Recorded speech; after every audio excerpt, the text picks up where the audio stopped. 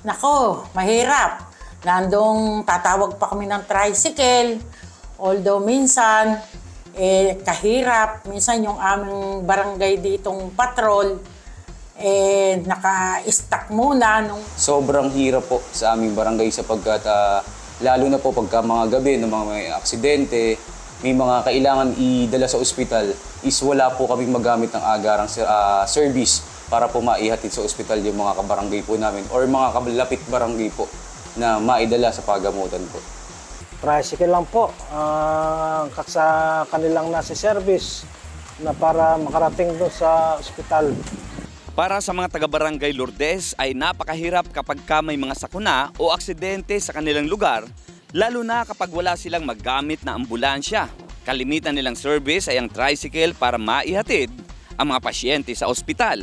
Kaya sa pangunguna ni Kapitana Maria Corazon Lagao at ng sangguniang barangay ay gumawa sila ng kahilingan kay Governor Aurelio Umali at sa Vice Gobernador Doc Anthony Matias Umali na kaagad namang tinugunan.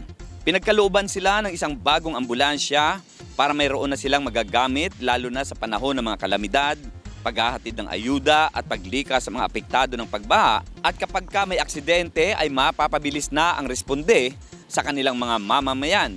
Napakabilis po ngayon ng pagtugon namin. Pagka may tumawag po sa amin, meron po kaming hotline sa barangay. Kung kinakailangan po, 24/7 po ang aming responde. Sobrang laking tulong sa Barangay Lourdes ng binigay ng provincial government sapagkat ngayon lalo na panahon ng kalamidad is madali na tayong makakapag-responde sa ating mga kabarangay, madali tayong makapaghatid ng tulong at serbisyo sa mga residente ng Barangay Lourdes.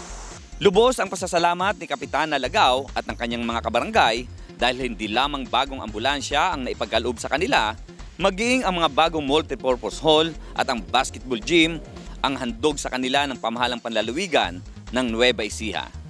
Para po sa aming mahal na gobernador, Oye Matias Umali, kay Vice Governor Doc Anthony Umali, kay Ma'am Cherry Umali at kay Direk Sir Apet Cruz.